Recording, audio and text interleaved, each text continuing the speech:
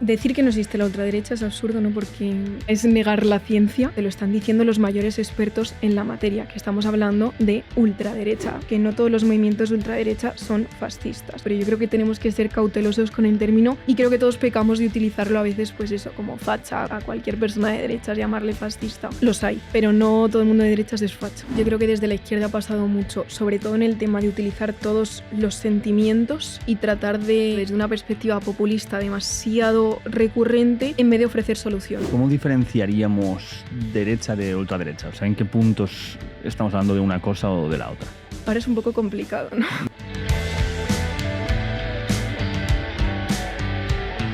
Adriana Huedo Esteban es politóloga y jurista y es más conocida como Adriana Hest en redes sociales. En sus redes divulga sobre política y sobre cómo desmantelar los bulos que se hacen desde diferentes facciones políticas de la derecha, especialmente la ultraderecha, como nos habla en su libro La ultraderecha contra la verdad. Como siempre defendemos desde aquí, es mejor pensar juntos que pensar cada uno solo por su cuenta, así que deja tu comentario aquí abajo, comentemos, debatamos temas, creo que hay mucha chicha de la que hablar, así que nada, os leo por ahí lo que vayáis escribiendo y os dejo ahora con esta charla con Adriana Hest. Adriana Hest, bienvenida al Sentido de la Birra. Muchas gracias. Gracias por estar aquí. ¿De qué hablamos cuando hablamos de ultraderecha? Pues hablamos de ahora mismo de estos movimientos nuevos, ¿no? Que están surgiendo en Occidente, como Vox en España.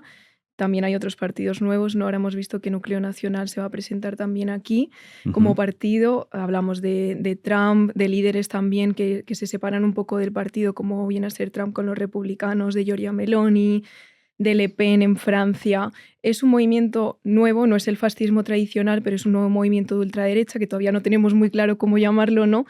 Pero son todos estos movimientos reaccionarios que yo creo que su primera característica son los discursos de odio y el señalamiento. ¿Cómo que podríamos poner ejemplos de estos discursos de odio y señalamiento? Yo creo que ahora mismo lo que más vemos es un señalamiento a los inmigrantes, ¿no? Cuando vemos que todo el discurso al final se fundamenta en un rechazo hacia un colectivo señalado, ¿no? Como ocurre con los inmigrantes. En Estados Unidos yo creo que lo vemos muy claro, ¿no?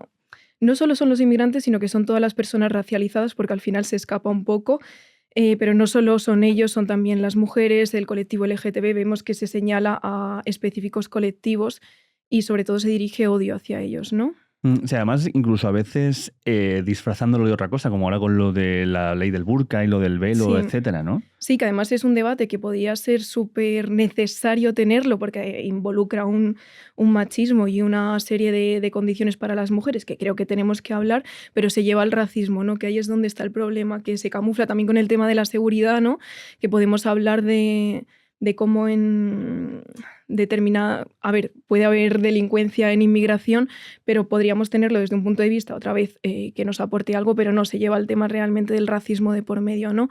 Que al final son debates que debemos de tener, el problema es que se escapan de la democracia, ¿no? Claro, a lo mejor aquí el tema, ¿no? Cuando vamos a movimientos así extremistas, es más de simplificar los mensajes. Sí, porque al final te ofrecen soluciones muy sencillas, ¿no? Es como que, sobre todo el tema de la inmigración, tienen la culpa de todo, ¿no? Si no tenemos vivienda, es culpa de la inmigración. Si no me suben el sueldo, es culpa de la inmigración. Si aumenta la inseguridad, que luego vemos que ni siquiera es así, es culpa de la inmigración. Al final señalas a un colectivo, dices que tiene la culpa de todo y si erradicamos ese colectivo, todos vamos a estar mejor. Es como simplificar debates muy complejos como es el tema de la vivienda, que nos tenemos que ir a un sistema económico, a quién tiene las viviendas, quién se está lucrando, mucho más complejo, ¿no? Que echar la culpa a los inmigrantes, o con la sanidad pública lo vemos también, ¿no? Que tenemos que debatir sobre ello, pero nada, es culpa de los inmigrantes y ya está, es simplificar el debate. Claro, sí. escoger algo que son problemas muy complejos y multifactoriales y decir que todo es culpa solamente de una cosa, porque es más fácil dirigir la atención hacia ahí Claro. y crear un enemigo, digamos, común que sea más fácil de atacar. Sí, es que es un debate que vende mucho, ¿no? Ya ocurrió en los años 30 de otra manera, ¿no? Cuando pasamos por crisis, como ahora mismo vivimos una crisis, lo que pasa es que no es como la crisis del 2008, que era más simple porque tenía un nombre, unas causas.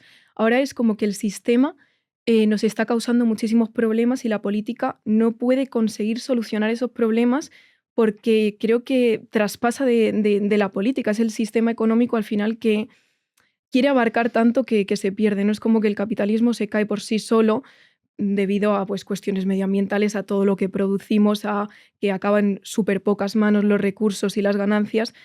Entonces, pues nada, se lleva a lo más simple en vez de irnos a debates súper complejos que tenemos que tener y es muy complicado también. ¿Dónde ves tú el inicio de este auge o de esta aparición más común de esta nueva derecha o de lo que llamas Sí. aquí en el libro ultraderecha?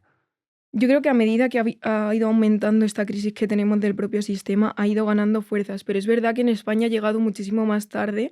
En España se hablaba de la excepción ibérica porque aquí no había ultraderecha y en Francia, por ejemplo, ha estado súper presente el partido de Agrupación Ujú. Nacional, que viene de familia, de Le Pen. En el año 2003-2002 ya eran casi segunda fuerza, o sea, y aquí Vox surgió muchísimos años más tarde, pero yo creo que a medida que ha aumentado la crisis del propio capitalismo, han ido aumentando esas fuerzas por eso mismo, ¿no? Que ofrecen soluciones muy simples a problemas muy complejos. Ujú. Claro, aquí cuando vemos las causas, ¿crees que surge un descontento de algo? ¿Hay algo que podría haber hecho mejor, se podría haber hecho mejor desde la izquierda para prevenir este crecimiento? ¿Hay alguna de las causas que nazcan del descontento de la gente con lo que hay ahora mismo? ¿Mm? Yo creo que hay un descontento general, ¿no? Y entiendo la desafección política que hay. Yo siempre intento promover que a la gente le guste la política, pero entiendo que encuentren muchos motivos más para odiarla que para quererla, ¿no?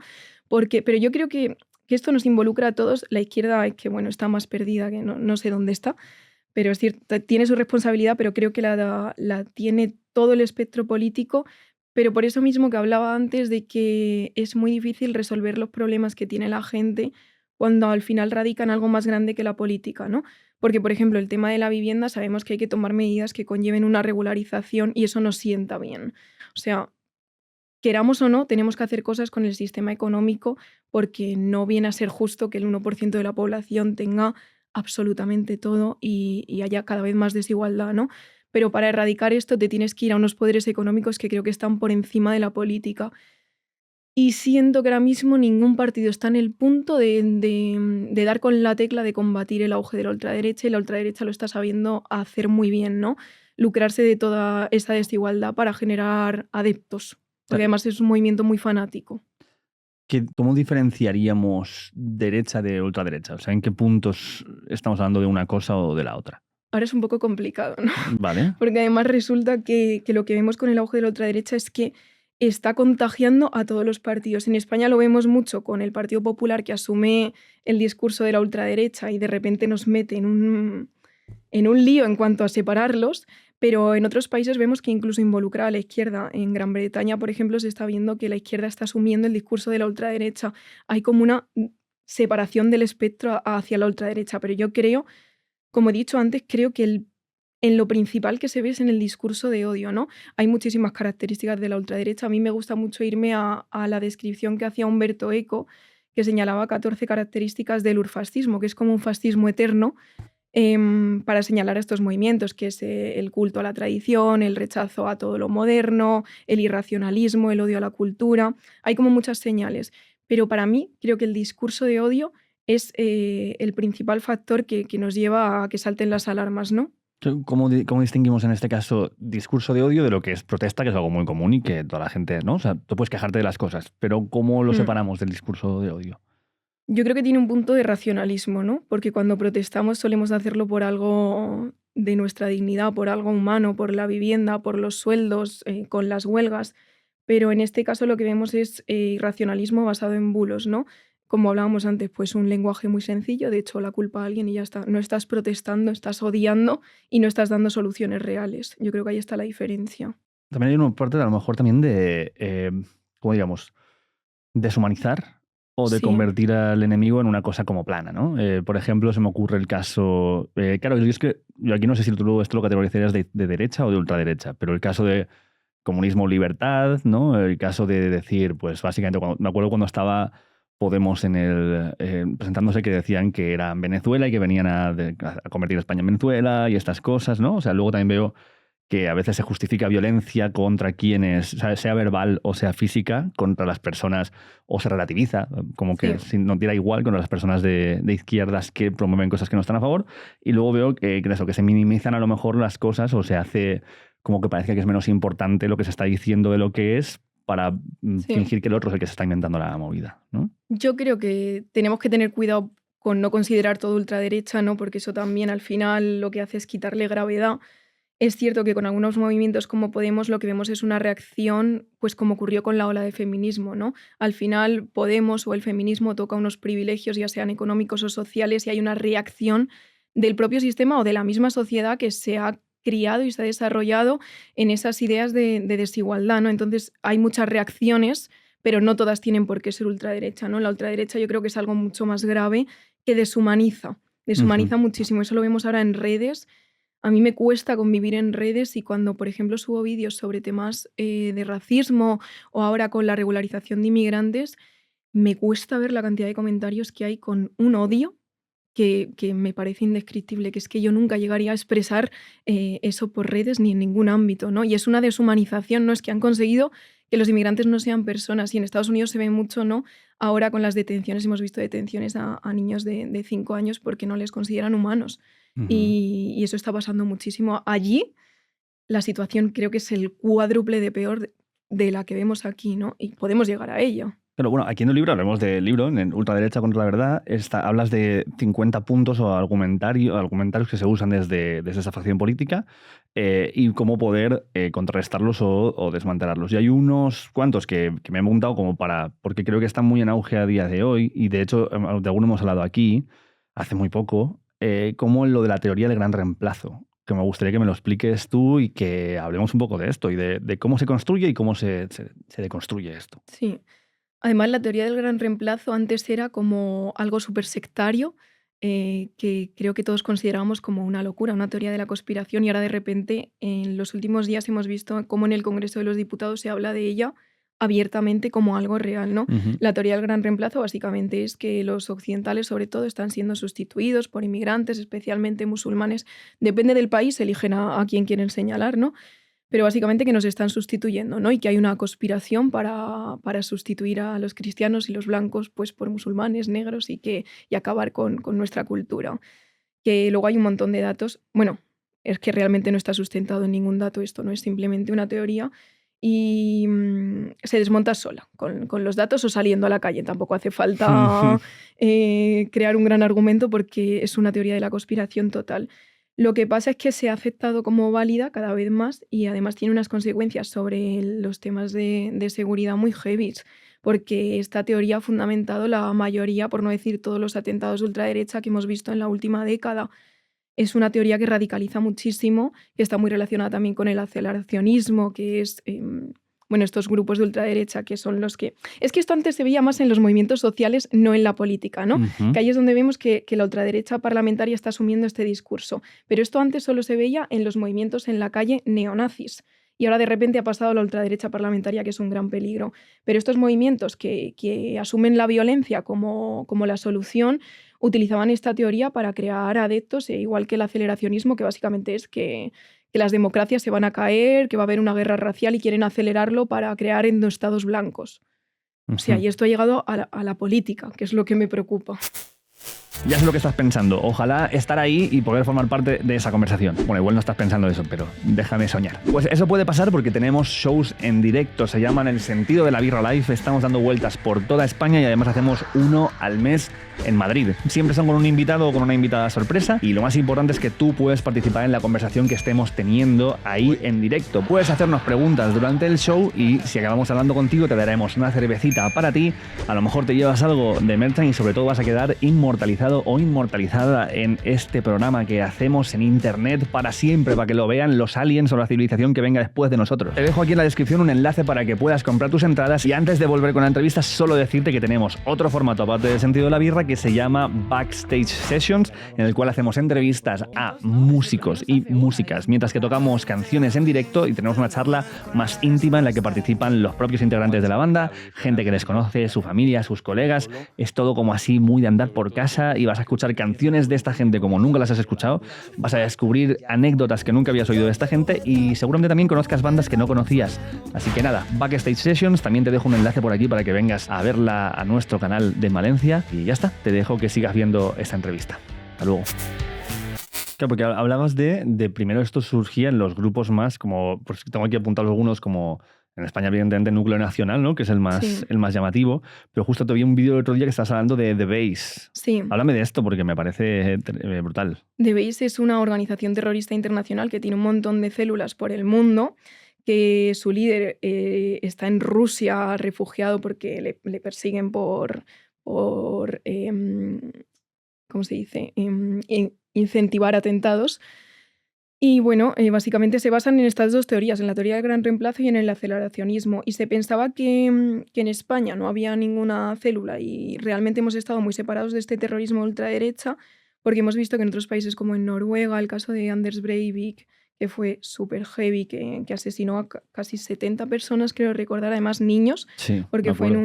en un campamento de niños del partido, como el PSOE de allí. Se me hace como en una especie de De islita islas, aislada que sí. entonces el tipo puede, hasta que llegaron las Sí, sí. autoridades, pudo hacer ahí. Es que lo hizo él solo, o sea, Claro. eso fue una brutalidad y ha sido un atentado que él, cuando realizó el atentado, hizo un manifiesto explicando cómo lo había hecho para que se copiase y lo consiguió. O sea, ha tenido después, por ejemplo, el de Nueva Zelanda, que ocurrió en una iglesia también que, no sé si recordarás, un señor que entró con una metralleta llena de Y con nombres. una cámara en la Sí, metralleta. sí, Sí, sí, porque sí. lo iba retransmitiendo por Facebook. Sí, sí, sí. Ese se inspiró muchísimo en Anders Breivik, también pasó en Texas, que ese caso me volvió loca porque fue de un chico, no recuerdo ahora dónde vivía, pero no vivía allí.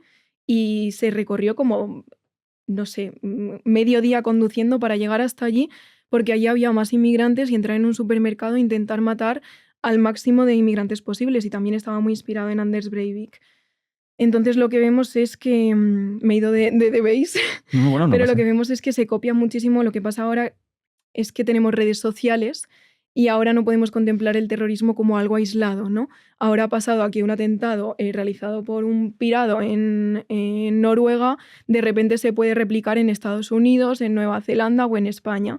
Y en España han desarticulado ahora una célula de The Base, que es pues eso, otra, en este caso es una organización terrorista más articulada, además recibían financiación de The Base. Y lo que ha dicho la policía es que les tuvieron que detener de manera inminente porque obviamente es como que se esperan para ver qué hacen, para entenderlo, para Ujú. pues que no vuelva a suceder, ¿no? Intentar comprender cómo actúan, pero les tuvieron que detener de manera inminente porque se estaban radicalizando cada vez más y estaban haciendo entrenamientos paramilitares con el objetivo de matar al mayor número de personas con los menores recursos, ¿no? Que además se inspiran muchísimo en la yihad, que es un poco contraproducente, ¿no? Porque además odian todo lo musulmán, lo árabe, lo odian, pues bueno, se inspiran en el yihadismo.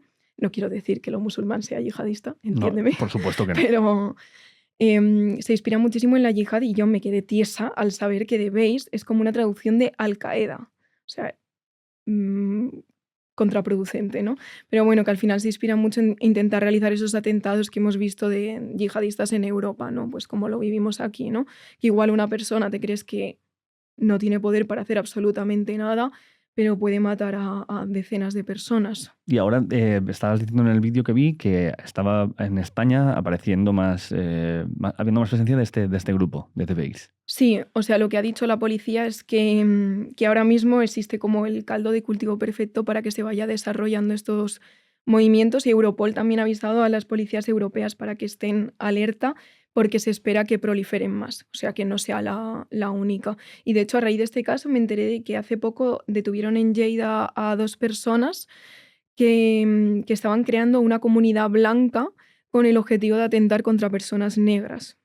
O Ujú. sea, que no es un movimiento aislado y que realmente es, Europol lleva avisando muchos años de que cada vez ocurre más en Europa. En Estados Unidos, sobre todo, es donde más atentados se están produciendo, que no tiene por qué ser contra personas, sino que como buscan esto del aceleracionismo, también atentan contra, sobre todo, recursos energéticos, contra, pues, por ejemplo, dejaron sin luz durante días a 35.000 personas y en Estados Unidos, además, resolver estas cuestiones no es como aquí que Ujú. vivimos un apagón y se resolvió. Allí se pueden tirar días o meses para resolver estas cuestiones. Entonces atentan mucho contra cualquier cosa que pueda suponer que la población entre en descontento, ¿no? O sea, quieren como que esa desafección política que tenemos aumente para que la gente pues se radicalice y a ver, ellos creen que va a haber una guerra racial y que pues todo esto va a explotar, pero lo que quieren es acelerarlo para ser ellos los que lleven ese cambio. ¿Y en España qué peso crees que tienen grupos como, por ejemplo, Núcleo Nacional, que te comentaba antes? O sea, cómo se desarrollan o cómo existen Sí. aquí?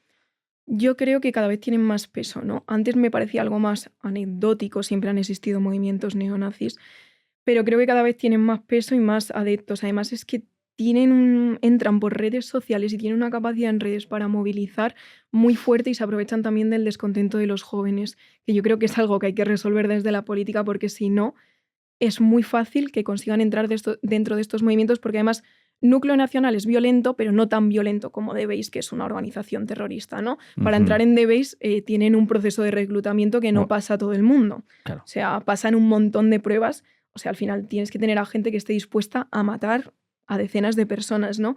Núcleo Nacional no es tan así, no. Sí que creo que fomentan la violencia, evidentemente, ¿no? Al final son grupos neonazis, pero no tanto como debéis. Entonces es mucho más fácil que, sobre todo chavales, se vean con ganas de entrar ahí, ¿no? Porque saben utilizar muy bien esa desafección y esa desmotivación, desgana que tiene la gente joven ante la vida, que también creo que es normal, ¿no? Que los chavales tienen una situación muy jodida. Justo hablábamos el otro día aquí con Nilufar Sabeli, no sé si sabes Sí, quién es, que estuvo aquí, de que ella sentía que como no hay una condena directa a la radicalización concreta islámica, no a los musulmanes, ¿no? Sino como ella lo ponía solamente el peso en los musulmanes que no se ponen en contra del islamismo, como para decir, oye, que no somos esto, pero yo también le hacía la reflexión de que quizás muchas veces desde la izquierda se siente que intentar decir algo en contra de acciones que hace un grupo racializado puede hacerte sentirte en riesgo de ser racista y a veces no sí. se es tan directo, ¿no? Como por ejemplo, el otro día, mira, vi ayer justo un post de Cindy Takanashi Ujú. que hablaba de que el tema de la ablación, que también se está hablando, ¿no? Lo de hacer lo de marcar una ley contra la ablación fuerte, que es algo que apoyan grupos de derecha y de ultraderecha, pero que no por eso apoyar esas cosas te convierte a ti en una persona de derecha o ultraderecha. Entonces, ¿cuánto el hecho desde que de la izquierda no se sea tan vocal con cosas que son objetivamente negativas puede estar alimentando a darle fuego a la derecha o ultraderecha por ser los únicos que hablan de Sí. esto de una forma más fuerte? Yo creo que además ahora el miedo de la izquierda es mucho mayor, ¿no? Incluso a mí a veces me pasa que es como que no te apetece señalar esos movimientos porque se señalan tanto desde un sector que a veces te da como miedo, Claro, no tanto por parecer racista, sino por meter más leña en el fuego. No sé si me explico, que a mí a total. veces también me pasa y es algo que me cuestiona a mí misma. Intento siempre decir, no, Adriana, si condenas una cosa, lo condenas todo, pero yo creo que sí, lo que pasa es que también hay que saber medir las cosas, ¿no? Porque, por ejemplo, estos grupos hablan de una islamización en España, en Claro. Europa, entonces yo creo que hay que saber condenarlo al mismo tiempo que lo ponemos en el punto de gravedad en el que tiene que estar, ¿no? Pero sí que creo que a veces pecamos de no pronunciarnos demasiado sobre algunas cosas por miedo a... A mí me pasa al menos que no es tanto por ser racista, sino por darles más argumentos porque es como se está hablando tanto de esto que siento que no hay tanta necesidad de que lo haga yo, pero igual sí que... o sea, es algo que soy consciente de ello y que intento siempre ponerme delante y decir, no, tía, hay que hablar de esto también y es igual de grave y aunque lo sufra una sola persona, tenemos que hacerlo igual. Ha pasado ahora con el tema del burka también, por ejemplo, ¿no? Ujú. Sí, yo lo vi también cuando pasó lo de Torre Pacheco o lo de en Hortaleza, creo que hubo una violación a Ana Menor y cosas así, Sí, que claro, veía solamente a gente hablando de eso, que eran de derechas o de derecha extrema, cuando es un problema a todo el mundo, ¿no? Y una violación es una violación, la haga quien la haga, ¿no? Que es lo que se habla también muchas veces del feminismo, y que quizás al haber menos presencia de cuando vemos que, joder, cuando pasa lo de la manada o algo así, que es súper importante hablar de que esto está pasando, al haber menos presencia de personas que hablan de esto constantemente desde el feminismo, cuando se hace en un entorno donde hay una racialización detrás, que creo que dejas ese mensaje solamente en manos de quien lo puede utilizar para su discurso de sí. odio contra la migración, ¿no? Sí, lo que pasa es que, claro, cuando el problema yo creo que también es un poco al revés, ¿no? Que ellos solo se pronuncian cuando 100%. la persona es 100%. racializada, ¿no? Ujú. Yo creo que desde el feminismo se ha dejado claro, y esto demuestra que no escuchan mucho, que el problema que tenemos es un problema de género, de roles, de masculinización, de cultura de la violación y todo lo que hay detrás, y no un tema de, o sea, quien viola son unos, no son O sea, es que ellos lo intentan limitar como a quien viola son los inmigrantes y no, quien viola son los hombres. Ujú. Entonces yo creo que hay que tener cuidado también por dónde va este mensaje. Yo comprendo también que es como que tienes que ir con pies de plomo para intentar que tu discurso no sea racista, Claro. porque es como un terreno complicado, pero hay que condenar en absolutamente en todos los casos, ¿no? Y yo creo que en realidad se hace. O sea, ¿consideras que hay esa presencia cuando pasan estas cosas de la misma forma que la hay cuando lo hacen españoles? Yo creo que sí, porque muchas veces pasa también de manos de españoles y no hay tanto movimiento como ocurrió con la manada. O sea, no en todos los casos ocurre eso, que haya tanta movilización, pero cuando viola un español o viola un inmigrante, creo que pues depende también del caso de quién sea la víctima, de cómo se lleven los medios, que a veces depende más de otras cosas que del propio movimiento feminista y no querer condenar a personas racializadas. Sí, yo, por ejemplo, creo que también se ha silenciado o visibilizado poco las violaciones a las recolectoras de fresas, a la gente migrante, ¿no? Que está trabajando en los campos y tal. Y todo lo que no sabremos de lo que puede pasar ahí dentro, o sea, Ujú. porque además ahí falta investigación y es un terreno súper opaco, ¿no? Pasó cuando se habló de Torre Pacheco, que se criminalizaba a todos los inmigrantes que vivían allí, luego te das cuenta de que todas esas personas son las que trabajan en el campo y en unas condiciones, o sea que al final las víctimas de delito son ellos, ¿no? Porque creo que nos falta muchísima investigación con lo que pasa en el campo y especialmente con las mujeres migrantes, ¿no? Yo aquí veo, por ejemplo, una contradicción que me parece muy interesante, que además enseñas en el libro, que es en la parte que hablas de las paguitas, Sí, que es una de las frases o de las palabras que más me tocan las narices, ¿no? Las paguitas. sí, Porque aquí veo una contradicción bastante heavy, que es, hay muchos inmigrantes ilegales, todos los inmigrantes son ilegales, ¿no? Esa es la parte sí, que se sí. dice, y todos los inmigrantes cobran pagas, pero si no estás regularizado, no puedes cobrar una paga. Entonces, bueno, explícamelo tú, que tú lo has desarrollado aquí mejor. Sí, bueno, es que es otra. Lo que vemos en este libro es que al final toda la narrativa de la ultraderecha se basa en falacias, ¿no? O el 99% de las cosas que dicen con el tema de la inmigración, pues ocurre eso, ¿no? Que además te dicen, no, es que llegan a España Ujú. y directamente ya tienen una paguita. He escuchado hablar hasta de iPhone, o sea, llegas y Pedro Sánchez te da el último iPhone, ¿no? Te O lo sea, das, llega él, ¿no? llega él y te lo Hace el da él. unboxing. Sí, un unboxing, todo, Sí. todo, todo. El último, además. O sea, esto es una barbaridad. Si tú no estás aquí regularizado, no puedes recibir paguitas. Y es que Mm. además luego vemos que es todo lo contrario, ¿no? Que los inmigrantes es que vienen a trabajar. O sea, es que no les queda otra. Vienen en condiciones nefastas, huyendo de situaciones. Es que nos falta mucha empatía en este tema, ¿no? Pero hemos conseguido deshumanizarlos. Pero es que es todo lo contrario, que trabajan muchísimo, incluso más que las personas nacionales, por lo tanto aportan más al sistema y luego utilizan menos los servicios públicos. Es cierto que luego en algunas clases de ayudas ves que hay un gran número de personas inmigrantes, pero ¿por qué es? Porque viven en una situación nefasta, porque llegan aquí y es mucho más difícil encontrar trabajo, mucho más difícil encontrar un piso. O sea, a mí me pasa, mi novio es de familia colombiana Ujú. y su madre todavía tiene acento, pero llevan aquí muchísimo tiempo, mi novio lleva aquí toda la vida. Y cuando intentaban encontrar un piso, su familia, era imposible, completamente imposible por el acento. Y tenía que llamar a mi novio porque no tiene acento para conseguir una vivienda. Pero ya llegaban y veían un ápice de acento, aunque tuviesen ingresos, aunque tuviesen trabajo, fuera. O sea, siguen sometidos a una clase de conductas racistas que suponen que tengan esa clase de precariedad, ¿no? Que muchos españoles no viven. Pero al final las ayudas se establecen de acuerdo a unos criterios que tienen que cumplir.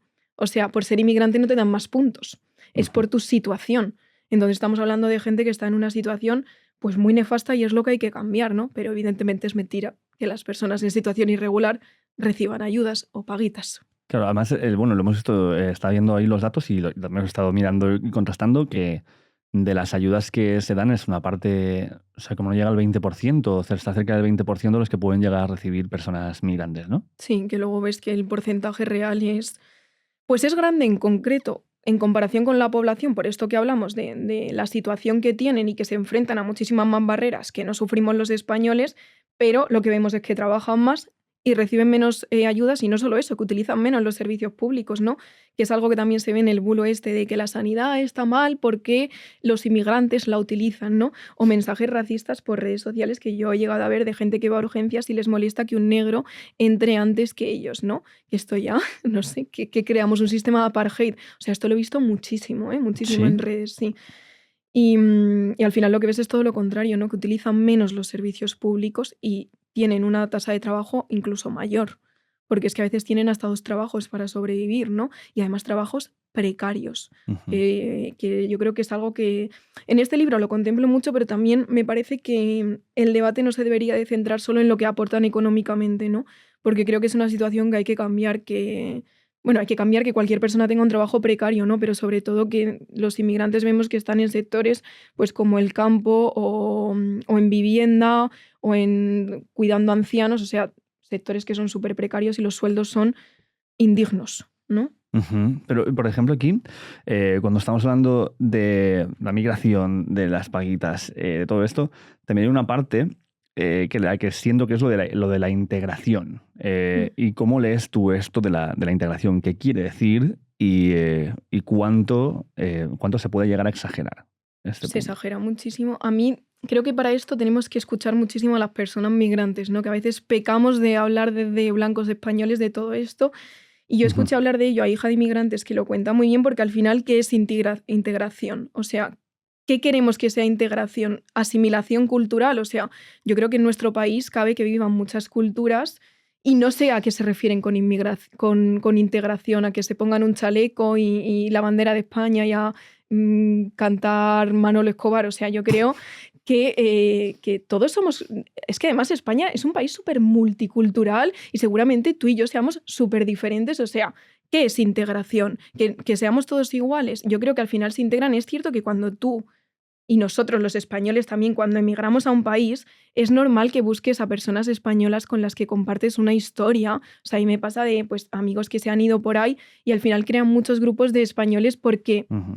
es tu cultura, es tu nación y te apetece un montón compartirlo más cuando estás en el exterior y más en una situación precaria. Quieres estar con tus raíces también y tienes amor hacia tu patria aunque hayas emigrado. Entonces es normal también que haya grupos de personas que se junten entre ellos y nosotros lo hacemos también cuando salimos. Eso no quiere decir que nos integren porque trabajan aquí, cotizan aquí, que tengan una cultura propia, me parece maravilloso y creo que puede servirnos a todos, ¿no? O sea, que vivimos en un estado multicultural, no lo podemos comprender como una sola cosa. Y además que yo pienso que culturalmente somos tremendamente americanos, pero Total. todo lo que es Europa. Sí, y además es algo que hemos asumido un montón. Yo me acuerdo que mi abuelo se enfadaba muchísimo conmigo porque decía que cada día éramos más estadounidenses Ujú. celebrando el Halloween o yo me acuerdo que cuando era pequeña tenía una bandera de Estados Unidos colgada en mi cuarto Y porque era muy, muy Pinterest. claro, bueno, era muy de por lo que son las pelis también, ¿no? Sí, sí, Claro, de sí. los institutos y de todo Claro, y esto. queríamos tener taquillas y celebrar Acción de Gracias. O sea, nosotros somos los primeros que Halloween. estamos perdiendo nuestra cultura por intentar parecernos pues, a Estados Unidos, sobre Ujú. todo, ¿no? Pero un montón, además, yo se lo digo mucho a Peña cuando me hablan esto, ¿no? De la cuestión de no, mantener la cultura nacional. Digo, vale, dime las últimas 5 series que te hayan gustado mucho. Es verdad.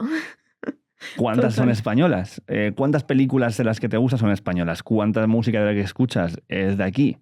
Es verdad que Sí, en sí, el arte se ve muchísimo pero es que ni siquiera cómo lo Europa, ¿eh? adquirimos. O sea, Sí, ¿cuántas bandas francesas oyes tú de forma normal? sí, O italianas, ¿no? Es que sí. estamos muy, muy americanizados en lo cultural. Y No luego había pensado en hacemos, ese punto. claro, luego hacemos un auge de, no, la cultura nacional, pero ¿cuál, loco? O sea, Ya, si, vale, a lo mejor has ido a 3 conciertos este año de grupos de aquí porque te pilla más cerca, pero a la que viene la banda que te mola de Estados Unidos es a la que te vas a gastar 80 euros o 90 euros. sí. Y que yo lo hago, ¿eh? No, o sea, Sí, esto sí, no sí, es una no, yo crítica para también. afuera. O sea, es como, yo lo hago, yo viene AC/DC y soy el primero que va como un loco a ver a esta gente ya que está embalsamada al vacío. Pero que me encanta hacerlo porque también es que se ha convertido en parte de mi cultura, porque es un país que es muy bueno haciendo propaganda cultural. Pero bueno, son Sí. una máquina gigante de hacer eso, ¿no? Es que además en un mundo tan globalizado como el que tenemos ahora es muy difícil, o Mm. sea, muy difícil identificar la cultura española. Yo creo que eso es más algo que llevamos como cuando viajas a otros países creo que te das cuenta de lo que es lo español para mí al menos, que creo que es algo más de actitud, de cómo somos entre nosotros, más que este sentimiento que intentan fomentar de patriotismo que se va más al nacionalismo, creo yo. Al final las culturas ahora son súper heterogéneas, ¿no? O Ujú. sea, y muy, muy... No había pensado en ese punto de Estados Unidos, total, ¿eh? Sí, hay otra parte que a mí me choca de las contradicciones que veo. Yo veo contradicciones, a ver, o sea, yo soy de corte progresista, pero soy muy... no sé si has visto cosas de las que yo hago, pero Sí, intento ser cauto y decir, vale, revisémonos también y ver dónde estamos, ¿no? cosa Pero que hay que hacer. está bien, que es importante. Pero viendo hacia lo que estamos hablando y hacia la parte de la radicalización en la derecha, veo una contradicción que me flipa mucho es, vale, me quejo de que hay un montón de inmigrantes ilegales. Ahora hay una regularización de inmigrantes en la que se ha planteado regularizar a 500.000 inmigrantes. Y entonces eso también mal. O sea, si son ilegales, mal. Si busco regularizarlos para que no sean ilegales, mal. Yo creo que es que lo que molesta no son inmigrantes en situación irregular, lo que molesta es que haya personas diferentes. O sea, creo que eso en Estados Unidos lo vemos muy bien ahora que gobiernan, el hecho de que no se persiga a las personas en situación irregular, sino que se persigue la disidencia, lo diferente. Y, pues, por ejemplo, vemos que las redadas del ICE están siendo en territorio demócrata. O sea, que realmente no tiene nada que ver con personas en situación irregular, ¿no? Que es algo que sobrepasa. Lo que molesta es que haya personas racializadas negativamente. Da igual que estén en situación irregular o que sean hijos de inmigrantes.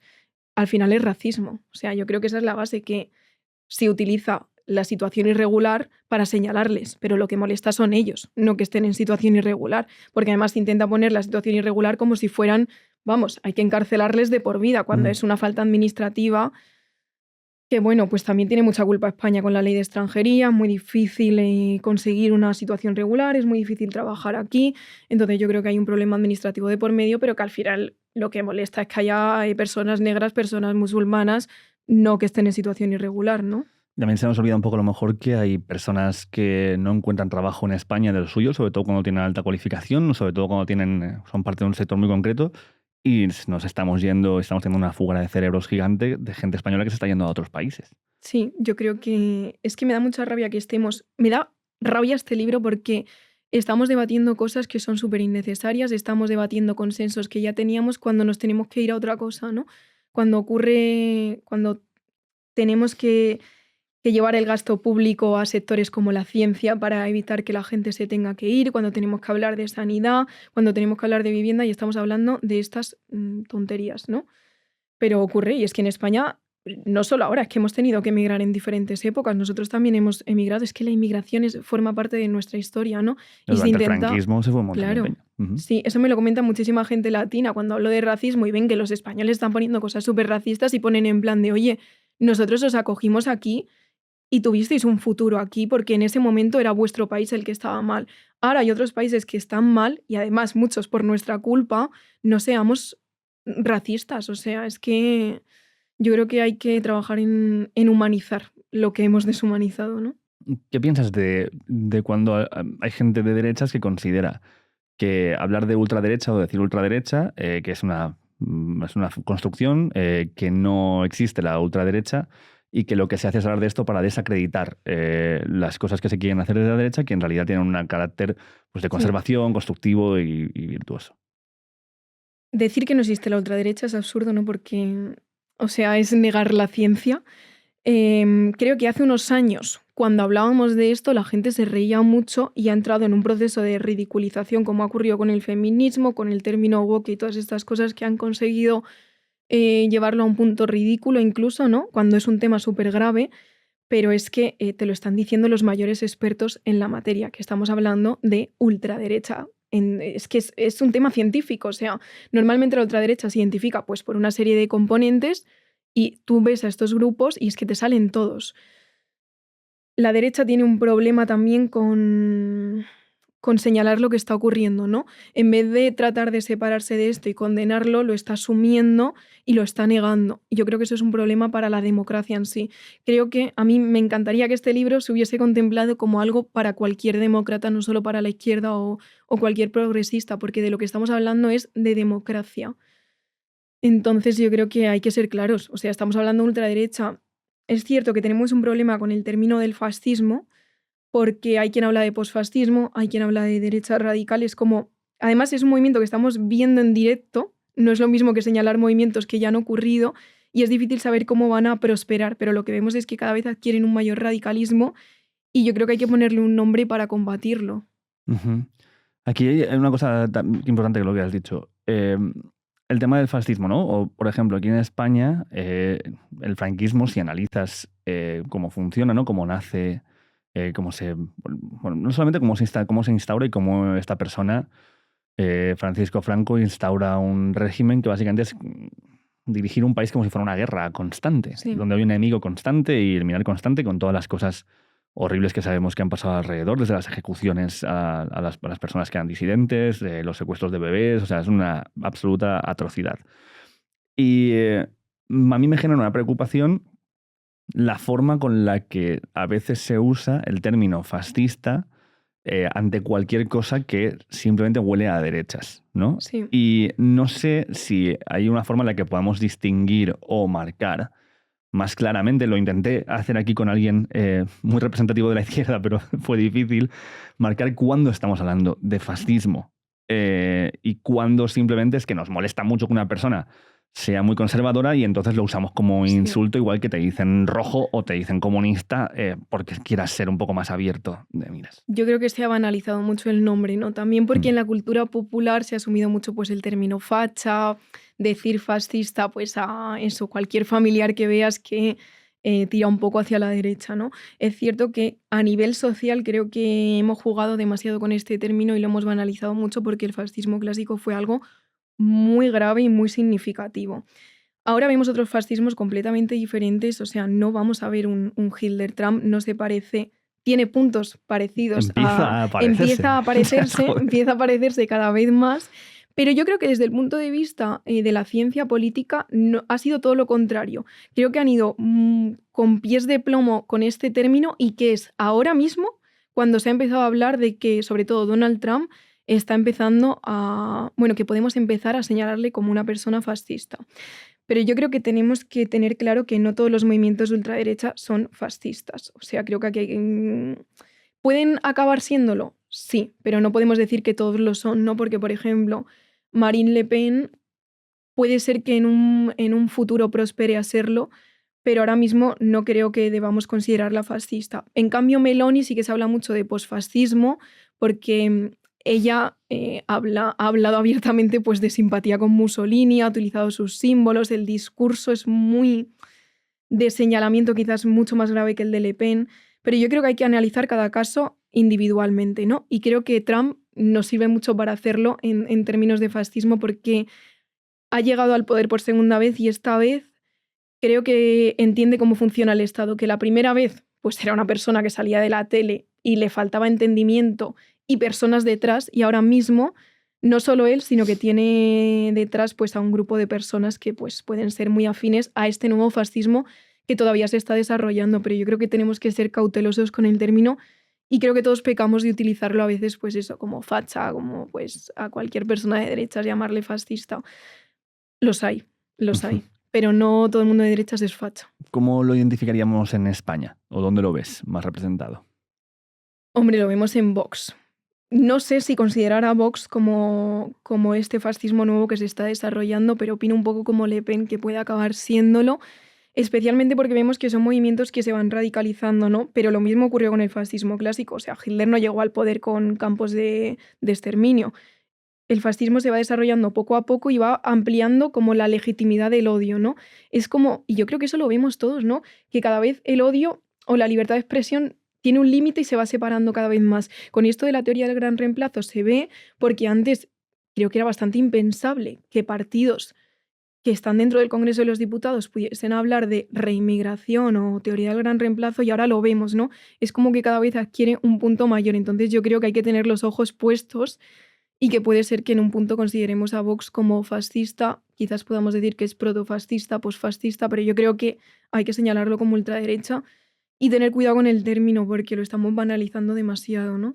Pero, vamos a la parte de... Hay dos palabras muy grandes en este libro, ¿vale? Y que es ultraderecha, pero otra es la verdad. Entonces, Mm. cuando vamos a verdad, ¿por qué haces esta contraposición, ¿no? Entre la ultraderecha contra la verdad? Me daba miedo utilizar el término la verdad, porque verdad es como algo muy subjetivo, ¿no? Creo que no hay una sola verdad. Pero lo que yo quería transmitir es que de lo que estamos hablando en este libro es de derechos humanos básicos y de una narrativa básica que creo que debe de entrar en toda democracia. Aquí sí que hay diálogos que podemos tener sobre diferentes cuestiones, pero yo creo que es lo básico que debemos considerar como verdad en una democracia para considerarnos como tal, ¿no? O sea, me parece que es lo mínimo, que no estoy hablando de nada radical, que no me estoy yendo a una... Es que no siento ni que me esté yendo a la izquierda, es que me estoy yendo a consensos que teníamos antes y que ahora estamos discutiendo y que son básicos para una sociedad plural. Entonces, quiero que la verdad se entienda como algo objetivo que está fundamentado con datos y con argumentos, aunque luego podamos debatir sobre mil cosas, pero me da mucha rabia que estemos debatiendo sobre, pues eso, sobre consensos que antes teníamos y de repente, pues otra vez estamos discutiendo sobre si la ciencia existe, Ujú. sobre si las vacunas son necesarias, sobre si los negros merecen derechos. Es que me parece una barbaridad, o sea, y esto tiene unas consecuencias sociales muy graves. No sé si viste hace poco que salió un vídeo en Estados Unidos de una mujer que iba en el metro y se sentaba a su lado una persona, no sé si era negra o latina, y entonces la señora le empezaba a empujar en plan de levántate, quítate de aquí, no te puedes sentar, eh, por ser una persona racializada. O sea, es que esto tiene unas consecuencias sociales muy graves y pues eso, estamos en ese punto de, no sé, dentro de poco vamos a debatir si las personas negras se pueden sentar en el autobús. Pues espero que no, pero Espero que no, pero el panorama está pues prosperando hacia terrenos claro, complicados. contra la palabra verdad, lo que veo también que, y de lo que también hablas en el libro es de los bulos, ¿no? De cómo se crean estos bulos, y me gustaría que desarrolles esta parte. El problema de los bulos es que ahora con las redes sociales los puede crear cualquiera, ¿no? Ahora me creo una cuenta falsa en cualquier red social, lanzo un bulo y ese bulo puede llegar a medios de comunicación. Eso se une a que además hay pseudomedios o cuentas en redes sociales de influencers que se dedican a los bulos. Y luego además tenemos que las redes sociales las han comprado determinadas personas que son afines a Donald Trump o a este movimiento. Entonces conjugan una serie de cosas que los bulos siempre han existido, ¿no? Pero yo creo que a partir quizás del 11M hemos aprendido cómo crear grandes mentiras. O sea, no es una fake news, no es un bulo, es una gran mentira, una narrativa completamente falsa sobre toda la sociedad. O sea, por ejemplo, cuando fui a escribir el libro y me dijeron, haz un índice con los bulos, y me salieron en 5 minutos. Y dije, joder, es que qué rabia que me salga tan rápido, ¿no? Que esté tan acostumbrada a, en conversaciones familiares, con amigos, en redes sociales, veamos tantísimos bulos, Ujú. pero es muy fácil crearlos. Y hay tantos sobre determinadas ideas que ya se han asumido como cierto.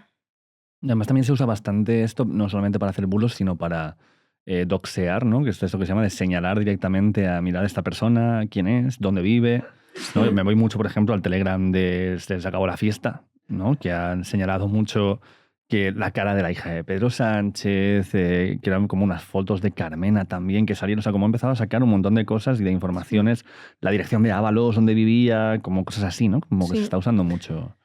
Tenemos un problema muy grave con el señalamiento también que está habiendo, ¿no? A través de las redes sociales y es que sobrepasa cualquier límite, ¿no? De acoso hacia determinadas personas porque no te parezcan bien sus ideas, ¿no? He visto ahora que ha habido un caso de una agresión sexual dentro de la policía, no sé si lo has Sí. visto. Ujú. Han tenido que poner protección policial a la mujer. O sea, que estemos en ese punto Claro. de la historia en el cual se esté persiguiendo a personas, incluso a niños, como ha ocurrido pues eso con la hija de Pedro Sánchez, pero ha ocurrido con menores de edad, a otros políticos también les ha pasado con sus hijos. Creo que le pasó a la hija de Óscar Puente, que subieron una foto suya en un concierto y dijeron que era una prostituta, o sea, a una menor de edad. Es una barbaridad y esto se hace por partidos que aspiran a estar en el gobierno. O Ujú. sea, yo creo que tenemos que tener un límite, ¿no?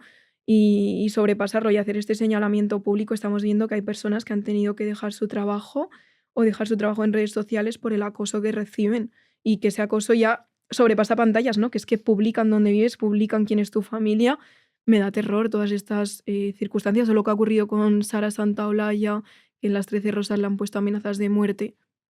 Me parece perfecto que no compartas ideas políticas con cualquier persona, en eso consiste una democracia, pero en esto no. O Ujú. sea, estamos sobrepasando límites muy peligrosos. ¿Tú crees que hay sectores y gente en la derecha que también señala y denuncia esto? Que no le parece bien a... Exactamente, que porque, a ver, yo es lo que pienso, ¿no? Si tú tienes Sí, un pensamiento conservador de derechas y tal y cual, pero ves gente que bajo ese mismo pensamiento está haciendo cosas que consideras anticonstitucionales, a mí me molestaría mucho que la gente defienda esto, lo que yo defiendo, de Sí, una forma así. lo sabrá, pero no hay tantos. Al menos, sobre todo en la esfera política, siento que la derecha está asumiendo todo esto como válido, incluso fomentándolo, ¿no? Y me parece que aquí hay que poner un freno, pensar en lo que está pasando y también hacer un llamamiento a las personas conservadoras de que tienen que estar en nuestro mismo bando, ¿no? Ahora mismo me parece que estamos en un punto en el que estamos hablando de democracia o antidemocracia. Y creo que en el punto de la democracia la derecha y la izquierda tienen que estar juntos. Y no estamos en ese punto. Pero podemos llegar a un terreno muy peligroso si seguimos así. Y ya ha ocurrido en muchos países. Y habrá muchas personas conservadoras que condenen esto, ¿no? Yo sí que lo veo en amigos o en familiares que lo hacen, pero también veo a muchísima gente que no y que fundamenta todo este odio. Entonces, para buscar esta parte desde el lado que podemos llegar a construir los que estamos en el lado un poco más del progresismo, cada uno en nuestro lugar, podemos hablar de algunas acciones o cuestiones que puedan ser representadas como ultra de izquierda o extrema izquierda. Sí, sí, pero no siento que estemos en ese punto. O sea, creo que nuestras democracias se han desarrollado en torno a que la extrema izquierda no exista. Desde la Guerra Fría es como algo que además en cuanto hay cualquier ápice de movimiento que vaya un poco en contra del sistema económico se derrumba. Ocurrió con Podemos que quizás podía aspirar a movimientos más a la ultraizquierda que se derrumbó todo. Y no se derrumbó desde dentro, sino que desde fuera vimos cómo se articulaban poderes en su contra, ¿no? Creo que es muy difícil situarse en esos puntos y que el sistema también fomenta que no haya, ¿no? La ultraizquierda puede llegar a puntos tan peligrosos como la ultraderecha, pero también siento que hay movimientos que pueden ser de ultraizquierda que realmente lo que son es ir en contra de un sistema económico, ¿no? Mientras que la ultraderecha lo que vemos es que va en contra de los derechos humanos. Entonces creo que son puntos también muy diferentes, pero no siento que ahora mismo eso esté ocurriendo.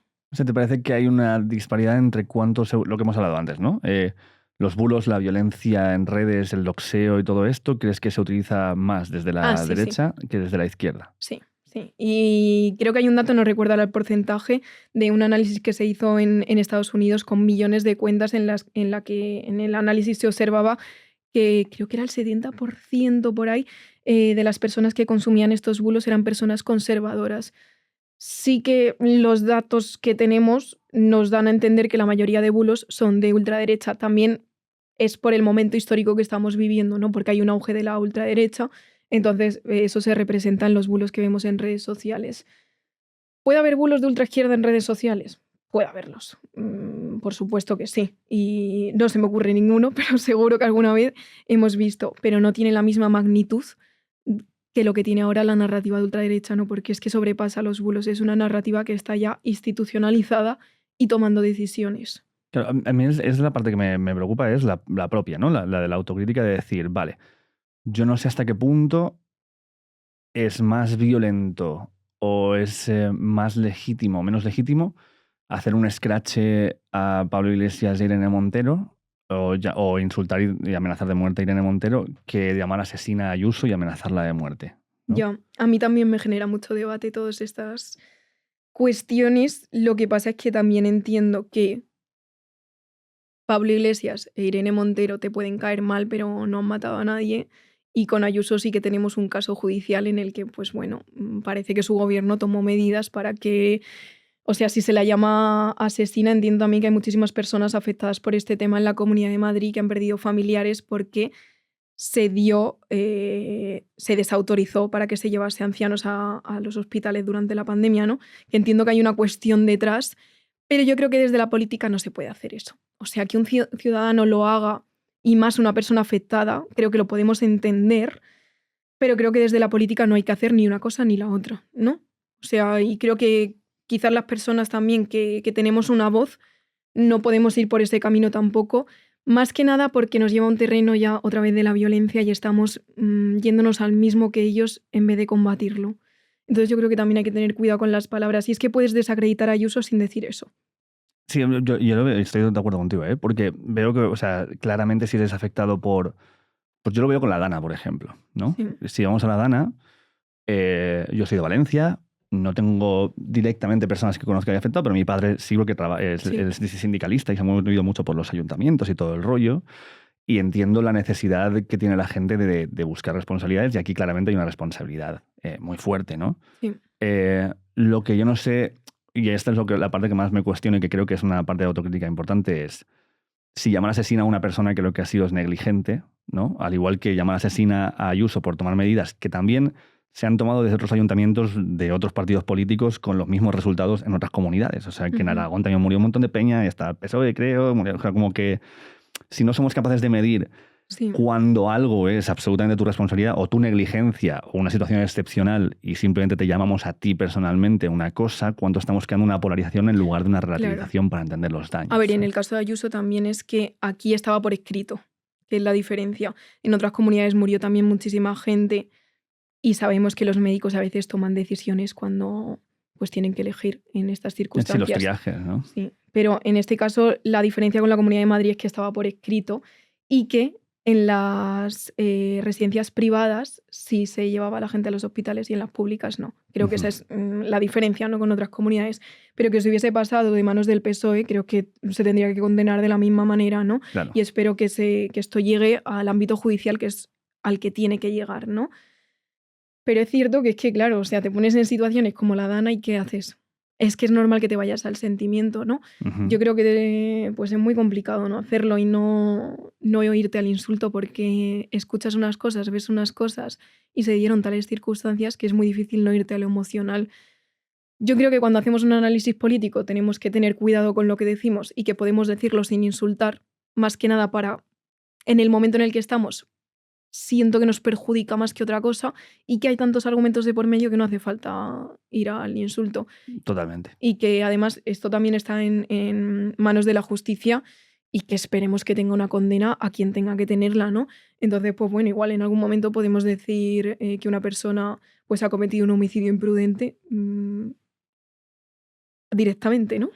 Pero aquí, yo es lo que veo con lo de Amazon, ¿no? O sea, esto creo en una entrevista que me hicieron, decía, tío, o sea, yo esta persona espero que pague por su negligencia, ¿no? O sea, es como, pasa que yo a lo mejor a un médico que no ha hecho una operación bien porque estaba borracho, yo no lo llamaría asesino, pero claramente es una persona negligente que debe pagar por ese acto, ¿no? Yo no tengo dudas de que alguien como Amazon, esto que ha sucedido se lo va a llevar toda su vida en su conciencia. O sea, no considero que es una persona que ha dicho, ¿sabes qué? No voy a hacer nada, que se jodan. Lo dudo muchísimo, ¿no? Simplemente es que es una persona que no está cualificada para su trabajo, que sería, para poner un paralelismo siempre, porque viene bien usarlo, es como si llamáramos asesino a Óscar Puente, porque como es ministro de Transportes y lo que ha pasado con los trenes en el AVE que se ha caído es su competencia, entonces él es el asesino de estas personas, ¿sabes? Y llevar el lenguaje y la comunicación política a esos lugares de personalización y de ataque tan fuerte, creo que nos resta un poco a todos. Sí, nos resta a todos y además nos metemos en...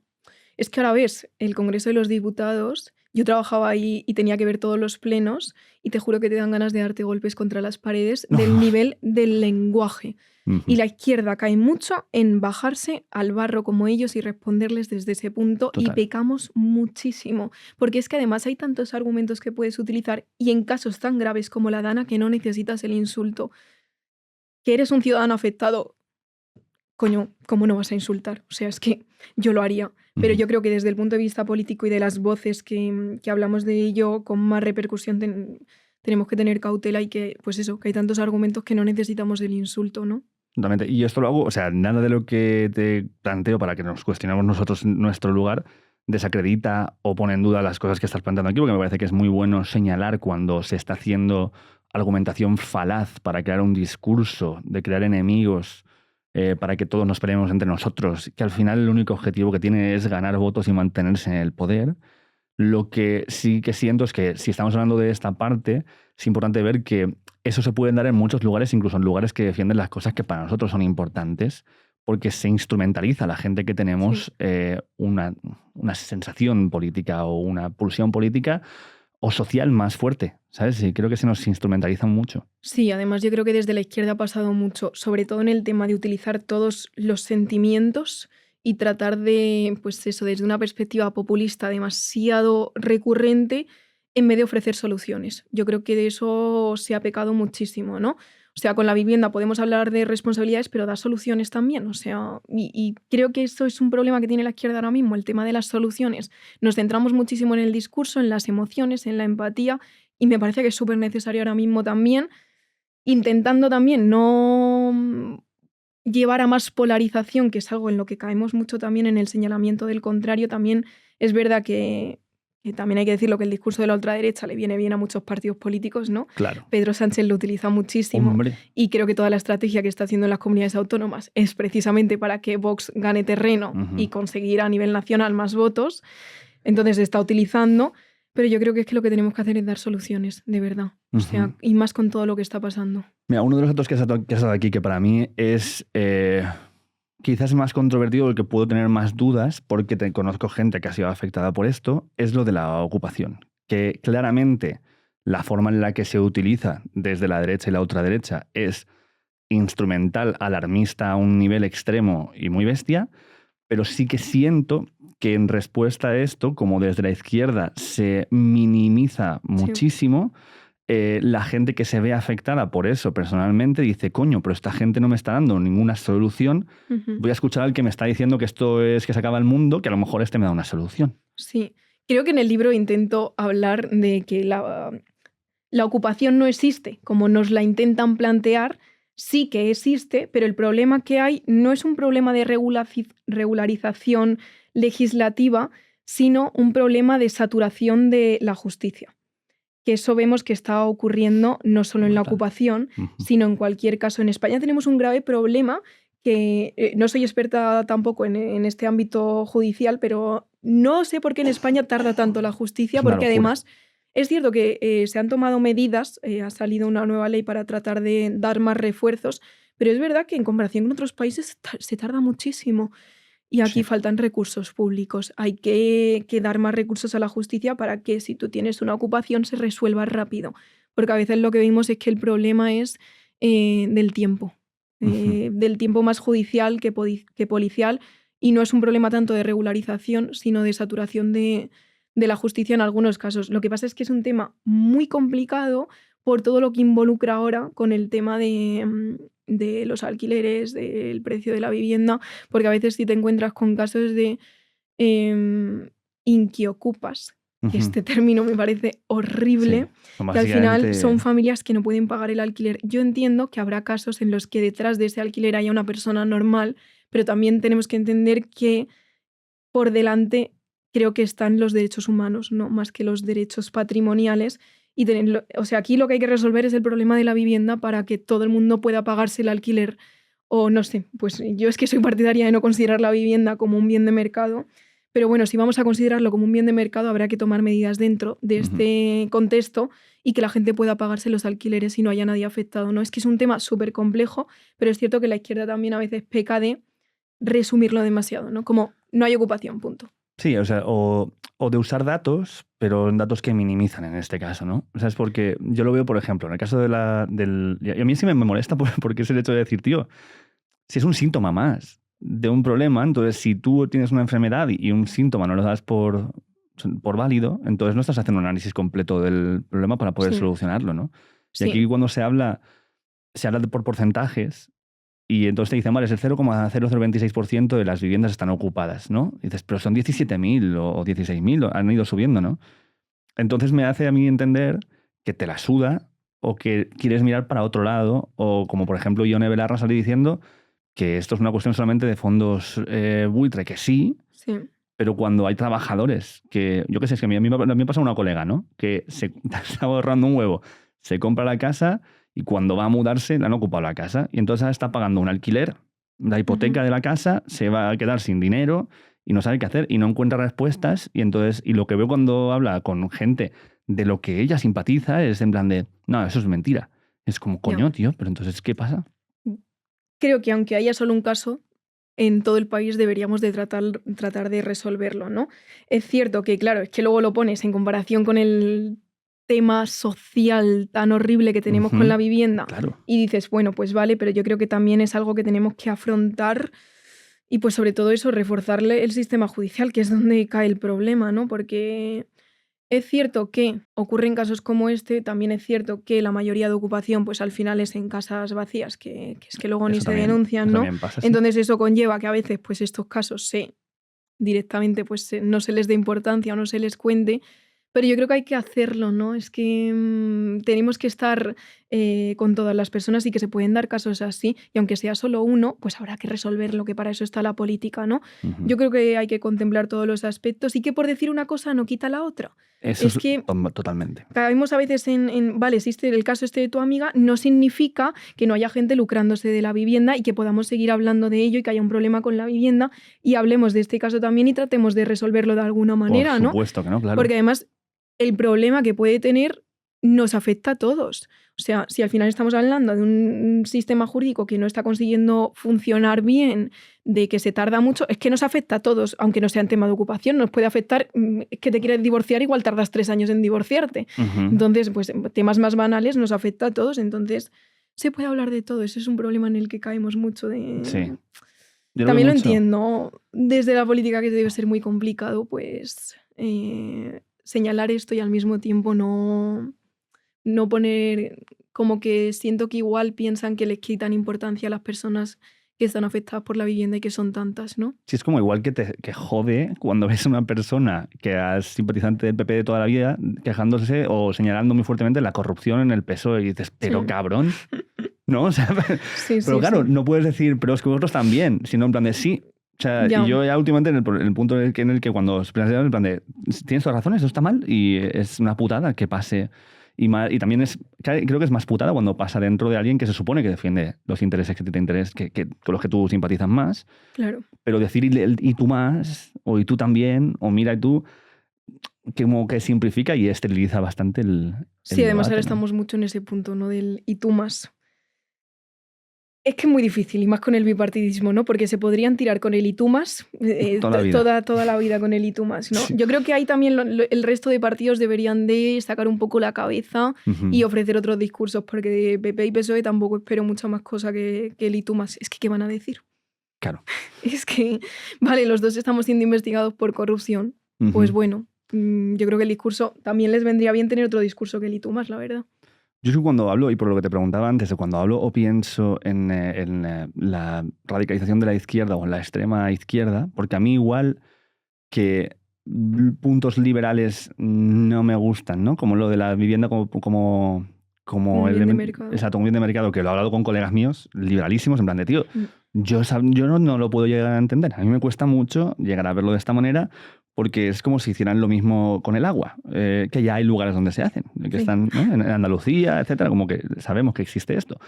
Pero claro, a mí me cuesta mucho entenderlo. Y a la vez que, evidentemente, muchas cosas en la derecha, también está bien buscar en qué cosas puedes llegar a estar de acuerdo o no. Como lo que decíamos, la ablación, tío, ahí pues sí, no tiene que pasar esto, me da igual quién lo defienda, ¿no? Pero también está bien ver dentro de lo que tú puedes estar de acuerdo las formas. Yo creo que para mí que hay más ahí, más que el fondo, o lo que quieres conseguir es las formas que utilizas para que lo que tú crees que es bueno o conservable se mantenga. Y yo donde veo más la radicalización en la izquierda, o lo que yo llamaría extrema izquierda, es en las maneras, en usar cosas que cuando lo vemos desde el otro lado es muy fácil criticarlo, como el doxeo, el señalamiento, los bulos, el crear falsa información para moverte emocionalmente, etcétera. Y cuando lo veo desde el lado que a mí más me toca, me jode más porque también me hace relativizar y pensar, vale, yo estoy de acuerdo con el fin de esto, pero la forma que estás utilizando quizás es lo que me preocupa de a dónde nos puede llevar. Si puede llevar a una solución o si estamos llevando a una crispación y quién se beneficia de esto. Sí. Yo creo aún así que la izquierda es muy crítica con ella misma, ¿no? ¿No lo sientes así? Yo sí siento que algunas al menos secciones sí. A nivel más social, hablando más con amigos, con familiares, sí que siento que que incluso critican más a la izquierda que a la derecha, ¿no? Que están todo el día debatiendo en esto, en las formas, en cómo hacerlo, en cómo no sé qué, en esto que han hecho. Cuando pues igual sí que hay un fallo desde la política, no lo sé, es muy complicado porque siento que la izquierda ahora mismo está en un punto que no está consiguiendo hacer las cosas... Son muy separadas, muy atomizado sí. todo.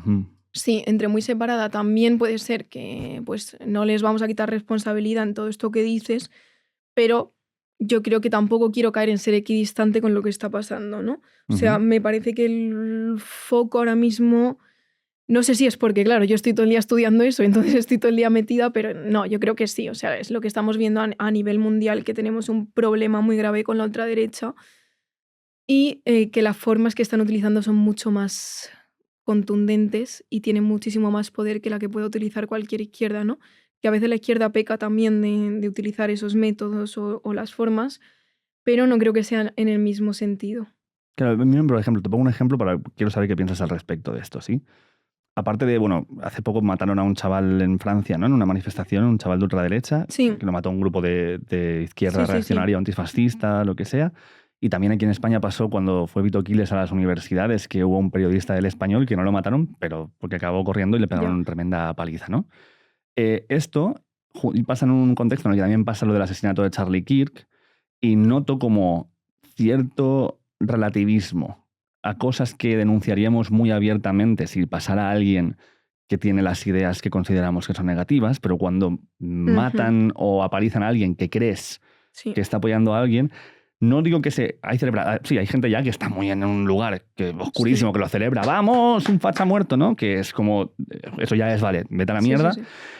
Pero la relativización, esto es terrible, pero esta persona tenía unas ideas que, bueno, lo siento mucho.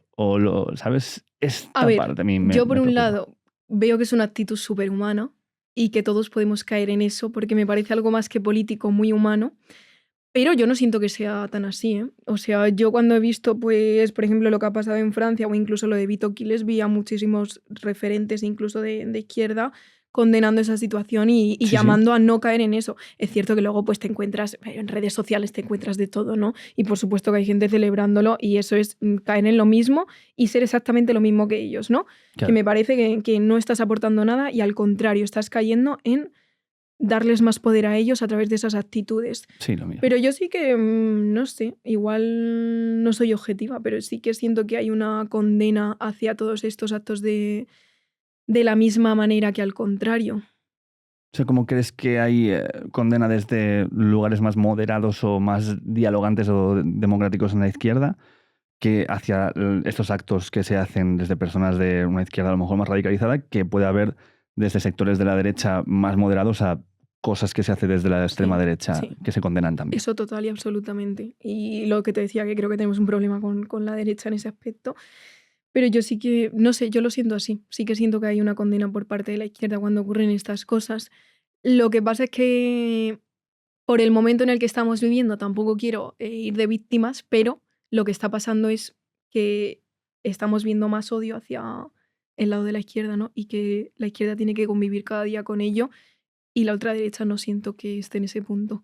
Entonces yo creo que también hay un punto de hartazgo hacia el odio que a veces nos lleva a eso, a lo humano, de caer en irracionalismos y decir tonterías. ¿Cuál ves que es la solución en el horizonte a estas cosas?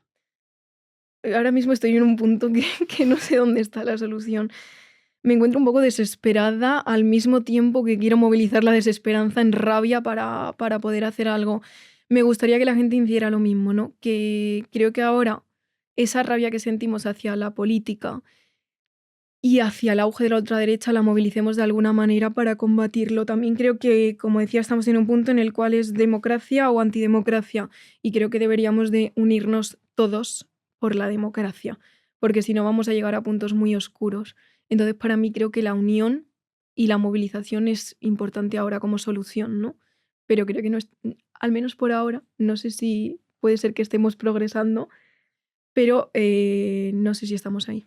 O sea, por dejarlo claro, porque a veces las cosas como se pueden malinterpretar, ¿consideras que si alguien considera que alguien es un peligroso fascista, es justificado que agredan a esa persona? No. Vale, vale. ¿Se ha entendido eso? No, no, para nada. Pero lo Ah, quiero dejar claro porque la peña está muy loca, ¿vale? Y a veces saca de contexto cosas y se pueden utilizar como para darse fuego no, no, ellos no, mismos de no, lo no. otro. Yo me refiero a que se condena, que siento que se condena, pero no, no, no estoy a favor de la violencia, por favor. Perfecto. Simplemente quería dejarlo súper Sí, sí, claro para que sí. no te metan No, caña por nada no. a ti. Y luego, por otro lado, o sea, ¿crees que ilegalizar partidos podría ser una solución? es complicado eso, ¿eh? El tema de... Es que también el tema de las prohibiciones a veces es muy difícil de analizarlo porque depende de quién gobierne, pues las prohibiciones se pueden utilizar de una forma o de otra, Y se ¿no? te puede dar la vuelta. Sí. Viendo, por ejemplo, que Núcleo Nacional va a ser un partido político, pues me hace, pues, no sé, una alarma, ¿no? Que esto sea un partido político. Pero por otro lado, también prefiero que estén en la política, que estén en las calles a veces, ¿no? O sea, también, por ejemplo, cuando se estudia el terrorismo, se estudia mucho cómo grupos terroristas han acabado en la política y han dejado las armas Ujú. y han intentado conseguir sus métodos a través de la política. Yo creo que aquí, más que a la prohibición, me gustaría llamar al sentido común de la gente. Nosotros somos los que elegimos quién gobierna, ¿no? Entonces, pues me parece que deberíamos de reflexionar sobre a quién estamos votando. Pero, ¿qué opinas de, por ejemplo, medidas como lo que ha propuesto Pedro Sánchez, no solamente la prohibición de Sí, redes a menores de 16 años, que el otro día esto lo estamos hablando aquí con Vico, que decía que esto al final cree que acabará derivando en prohibición de los smartphones directamente, porque si no vas a ir a acceder de cualquier manera, ¿no? Que tengas un Nokia de toda la vida, de ladrillo y ya está. Luego ya cuando seas mayor, sí. pues tienes el tuyo o algo así, ¿no? Porque si no va a ser bastante complicado conseguirlo. Pero más allá de eso, otra de las partes que vienen en ese paquete de medidas de Sánchez era el control de las redes sociales para controlar los mensajes de odio, haciendo responsables a las propias plataformas de esos mensajes de odio, etcétera. O sea, ¿cómo verías esta medida? Me parece que es una medida necesaria por desgracia. O sea, me gustaría que no fuese por temas de prohibición o que se tenga que regularizar el odio de alguna manera, pero es el punto en el que nos encontramos. Yo también creo que a nivel personal, ojalá a mí me hubiesen prohibido las redes sociales, porque yo siento que cuando tienes 12, 13, 14, 15 años, las redes no es un sitio en el que tengas que estar, y menos ahora con el odio, la desinformación. Hace poco escuchaba en la radio la cantidad de mensajes de odio y racistas que recibían los menores de 16 años y era una barbaridad, una barbaridad. Entonces yo creo que hay que hacer algo al respecto. Ojalá las redes fueran un punto... Incluso cuando yo era más pequeña, que no había tanto odio en redes, me parece que no es un sitio en el que debamos de estar porque estás en otro punto vital, estás creciendo y también escuchando a psicólogos, parece que hay una fuerte relación entre la gran depresión que hay en los adolescentes, el índice de suicidios que hay y las redes sociales. Entonces yo creo que Claro. es una medida incluso desesperada porque hay que hacer algo, ¿no? Y con el tema de hacer responsable a las plataformas por el odio que hay, pues también lo veo bien. Me parece también una desgracia tener que llegar a estos puntos, pero me parece que hay un tremendo odio en redes sociales que creo que incluso hasta que no lo vives no eres consciente de la magnitud y la gravedad de lo que está pasando, pero no es normal lo que está pasando en redes y que además a veces sentimos que como es redes, no existe o se queda ahí, cuando luego eso hay una serie de procesos de radicalización de por medio que luego nos pueden llevar a hechos gravísimos sobre la seguridad de las personas y la sociedad. Entonces yo creo que algo hay que hacer. Sí, bueno, me viene a la mente lo de, ¿te acuerdas lo de QAnon y toda esta movida del Pizzagate Ah, y sí, todo sí, sí, esto? sí. Claro que esto nace en redes, ¿no? No sé cómo se llama, el QAnon era... ¿cómo se llamaba el movimiento? ¿Sabes? Lo del QAnon tenía otro nombre todo este rollo, que era como... bueno, no sé, como que se creó ahí una idea de que Sí, había debajo de una pizzería de una ciudad concreta que había niños secuestrados y que Hillary Clinton estaba sí, sí, sí. involucrada y las élites demócratas, tal, y acabó un tío presentándose en la pizzería con una metralleta o con una Ah, eso no lo escopeta, sabía. sí, sí, sí, diciendo que liberen a los niños del sótano. Y el sitio ni siquiera tenía sótano, Qué ¿sabes? O fuerte. sea, claro Pues que que además las teorías de la conspiración en Estados Unidos adquieren ya un punto de locura Estados Unidos desarrolla unas teorías increíbles. es una pasada. Y yo creo Y el que, nivel de gente que se las cree. O claro. sea, es muy heavy. Pero también yo lo que pienso con lo que dices tú, ¿no? Que la gente tan joven, yo me pongo en mi adolescencia, yo tengo 37 años, soy de 89. Y yo me pongo en mi adolescencia con todo, yo no sé, las cosas que te van llegando, que te apelan mucho, se convierten en una parte de tu identidad súper importante.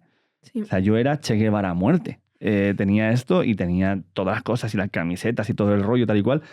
Y luego con el tiempo, si bien algunos de los valores que podía defender esta persona siguen estando a mí, muchas de las formas son cosas que no me parecen correctas porque, joder, porque Sí, sí. no estoy a favor de la violencia Ya. a ese En nivel. otro momento histórico también, ¿no? Claro, exactamente, ¿no? Pero lo que quiero decir es que Sí, lo sí. puedes llegar a relativizar, pero te hablo de tener un par de libros y conversaciones. Claro, cuando tienes llegándote chorrocientos minutos de información todo el rato, que además a la que uno te llama la atención, dice, ¿eso te llama la atención? ¿Más de esto?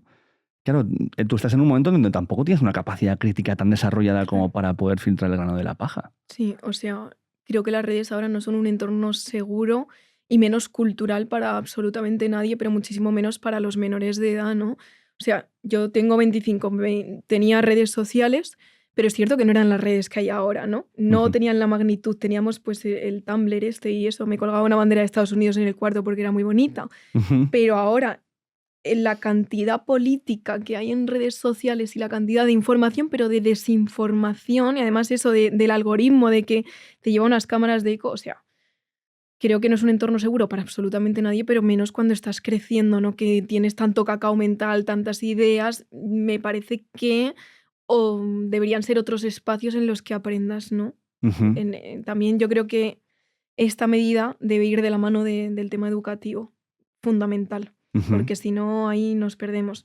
Yo creo que los jóvenes tienen que aprender a vivir en un mundo completamente nuevo.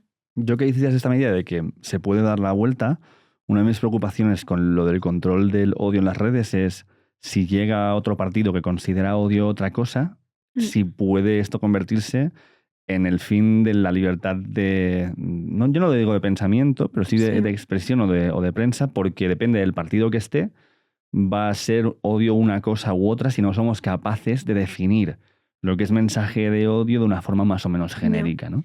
Es que ahora es muy peligroso tomar medidas de prohibición que dependan del gobierno, ¿no? Yo creo que esto es que también debería ir un poco de la mano de la Unión Europea, ¿no? O sea, que quizás hablemos de una regulación más amplia y más blindada de la mano de profesionales, que es que yo creo que esto es muy Mm, importante, ujú. que vale que las decisiones políticas las tomen políticos, pero que detrás haya profesionales en menores, en los aspectos educativos, en las redes sociales, en temas de odio, para que esto esté blindado y fundamentado de alguna manera para no caer en ese peligro, ¿no? Creo que no es tan difícil de hacer, lo que pasa es que luego no ocurre así, Ujú. pero debería de ocurrir de esa manera, ¿no? ¿Cómo es el tema de cómo influye en todo esto que estamos hablando la nostalgia de lo que no se ha vivido? No lo he entendido. Vale, por ejemplo, una frase de la nostalgia de lo que no se Sí. ha vivido es gente de 16, 17 años diciendo con Ah, Franco se vivía mejor. pues es que eso lo estamos viendo ahora con las redes, ¿no? O sea, el problema de aquí es que el ámbito educativo está dejando una puerta muy abierta a que las redes sociales lleguen todas esas explicaciones, ¿no? Y ya si lo unimos al momento que estamos viviendo, porque o sea, al final, si hay un auge de la ultraderecha es porque hay un auge de las ideas de ultraderecha y esto siempre va ligado a la nostalgia de un pasado además incierto. Porque a veces, por ejemplo, Donald Trump lo dice mucho, volver a la época dorada, pero no sabemos muy bien cuál es esa época en concreto. Ujú, Entonces es eso, es un pasado ya no ni que no se haya vivido, sino que no existe.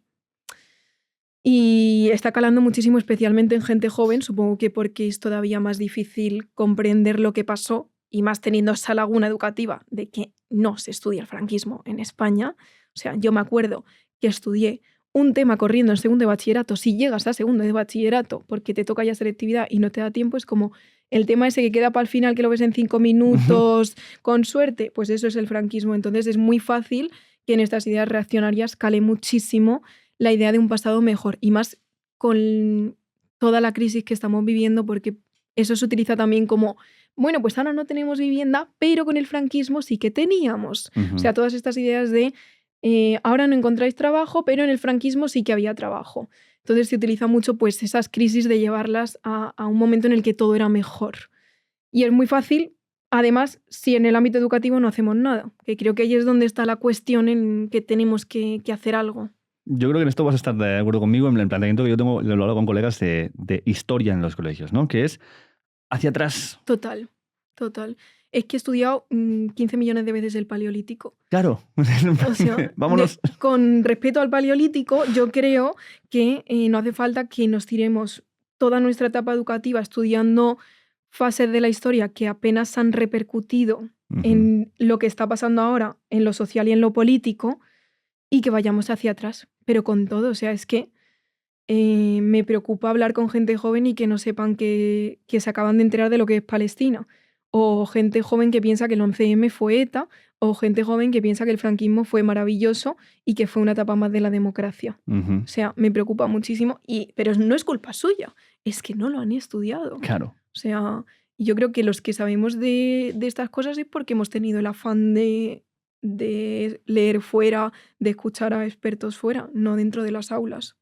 Totalmente. O sea, yo creo que si tiráramos desde última etapa o principios de la democracia y transición, ¿no? Venga, vamos atrás. Claro. Y ahora, franquismo en profundidad, ¿vale? O sea, y luego todo en profundidad con...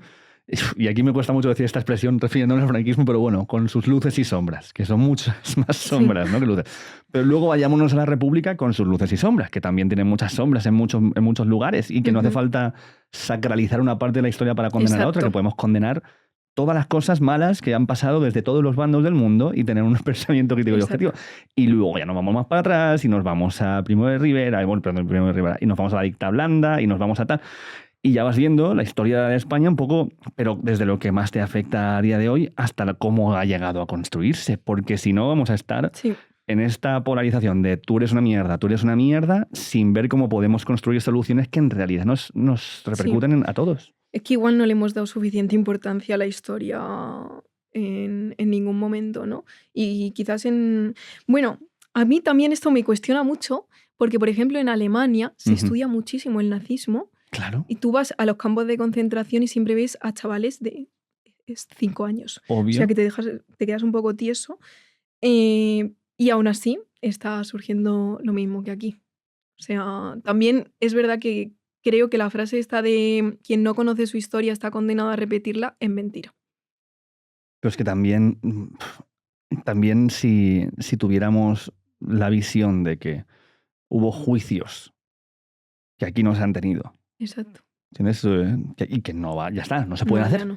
Porque a modo póstumo no se pueden hacer. Y que hemos empezado a investigar ahora y a sacar fosas comunes ahora. Entonces, claro, si no ha habido un cierre real de denuncia a algo atroz, como es matar a gente por sus ideas, y de nuevo, te vuelvo, o sea, para mí la memoria histórica tenía que empezar en la Segunda República y en adelante para que veamos las atrocidades que se han hecho, y ya no por comparar números de muertes, sino por ver cómo las ideas llevadas a un extremo pueden llevar a algo tan terrible como una guerra civil y una explosión, y que parte de la historia nos apela más a lo que está sucediendo ahora y en que podemos reflejarlo. Es que eso me parece súper necesario. Sí, y además ahora cuando hablas del franquismo la gente te dice, ay, es que estás abriendo heridas. Y digo, bueno, igual es que nunca se han cerrado, ¿no? Es que nunca se han cerrado. O sea, yo cuando empecé a descubrir lo que era el franquismo, no dentro de las aulas, sino a través de ver documentales, me quedé flipando. O sea, viendo documentales de familiares buscando a gente en fosas comunes o que se murieron sin encontrarlos, y ver cómo se legitimaba que la gente siguiese saliendo a la calle gritando Franco, y me quedé tiesa. O sea, digo, pero ¿y esto qué clase de democracia podemos crear sobre esto? Total. Y es un tema pendiente, ¿eh? Y sigue molestando hablar de ello. Y ahí ya radica el problema. Que a algunos demócratas les moleste que se condene el franquismo, pues... Claro. Pues es un poco turbio. Y a mí para esto hay que irse también a fuentes extranjeras, porque me gusta cuando no es solamente el mensaje desde aquí, del que también tiene, lo que decías tú, de que también se utiliza mucho desde los partidos políticos de izquierdas el mensaje de esto para hacer campaña a ellos en contra de lo otro. Pero si te vas hay un documental en Netflix sobre Franco que se hizo en Alemania que es tremendo. Está muy bien construido. Ahí está el libro de Franco de Paul Preston, que también está súper bien, que es el tío ha estudiado la vida de este señor a muerte, y poder entender las figuras, el contexto, dónde pasan las cosas, por qué pasa, de qué manera, y cómo se dirige un país después de una guerra civil como si sigue siendo una guerra, y lo terrible de todas esas cosas, pero también asumiendo culpas o responsabilidades por parte del bando que se enfrentó o al que le plantearon la guerra delante. Creo que nos daría una dinámica más reparacionista que estar en una trinchera constante tirándonos mierdas y culpándonos los unos a los otros de algo que fue una guerra en la que perdió todo el mundo. Yo creo que... A ver, fue una guerra, pues... Tampoco creo que se deba de decir como reverte de todo el mundo perdió, porque al final fue una guerra propiciada por quien fue propiciada. Es cierto que en la Segunda República se cometió error tras error, ¿no? También es que hay mucho fanatismo hacia la Segunda República cuando yo creo que hay que verlo desde un punto de vista crítico y de la época en la que estamos hablando, ¿no? Es que a veces intentamos analizar cosas como si estuviesen ocurriendo ahora. Pero el problema que veo es que estamos en el mismo punto de la guerra civil, ¿no? De dos pensamientos enfrentados y que España no ha conseguido prosperar desde ese momento. Y me preocupa mucho. ¿Me preocupa desde ambos sentidos? Sí, pero también me preocupa ¿me preocupa el fanatismo hacia la Segunda República? Sí, porque es absurdo. Pero también me preocupa más que haya tanta gente que no condene el fascismo. Totalmente. Porque explica un poco lo que está pasando, ¿no? Claro, yo cuando voy a que perdió todo el mundo es porque si consideramos que el bando ganador, ¿no? Sí. Lo que obtuvieron como recompensa fue el puto franquismo. Sí. Es como, ¿sabes? Mira, has ganado una represión de 40 años. ¡Wow! Increíble. Ya. ¿Sabes? Es como que perdió un país porque perdió la libertad. O sea, perdió su forma perdió un montón de cosas. Aperturismo al mundo, libertades culturales. Fue una Pero puta ahí es increíble losa. ver cómo el fanatismo está por delante de incluso tus derechos, ¿no? Y está pasando un poco ahora también, no en ese punto del franquismo, pero pues, por ejemplo, ves la reforma laboral argentina que perjudica muchísimo a los trabajadores y hay como trabajadores partidarios de Milei como, súper guay, voy a trabajar 12 horas y me van a pagar con lentejas, no pasa nada.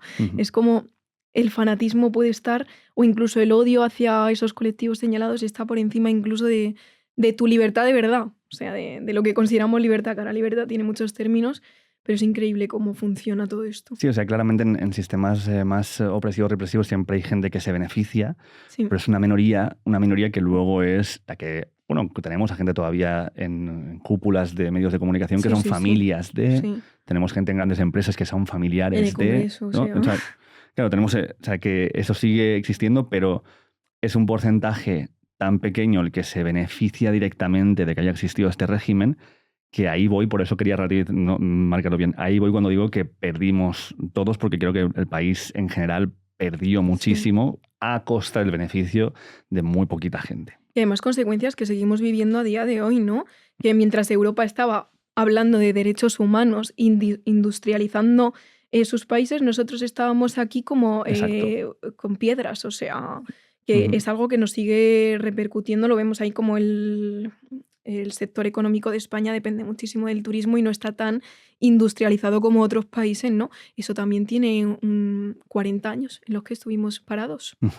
Exactamente. Y además esa segunda etapa de la democracia en la que de la dictadura, en la que se intentó traer turismo, o sea, es como que tú te pones a analizar todo esto y dices, joder, pues mucho de lo que estamos viviendo ahora quizás tiene sus causas en que llevamos 40 años de retraso respecto a otros países.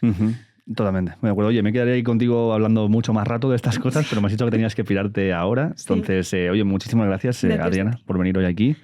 Nada, os dejamos aquí el libro de Ultraderecha contra la verdad, que es, bueno, con muchas cosas y muchos argumentos esclarecedores a muchos de los bulos y de las mierdas que se dicen desde cierto sector político y ya está, o sea, me molaría a lo mejor en algún punto verte hacer algo que sea como radicalismo contra la verdad y que podamos tener un poco también de esta autocrítica de la que hemos vislumbrado un poco de nuestro lado, porque para apoyar un poco más a esta despolarización de donde estamos. Pero entiendo el lugar desde que haces esto y la necesidad de encontrarlo. No sé si tienes que decir algo para terminar esto.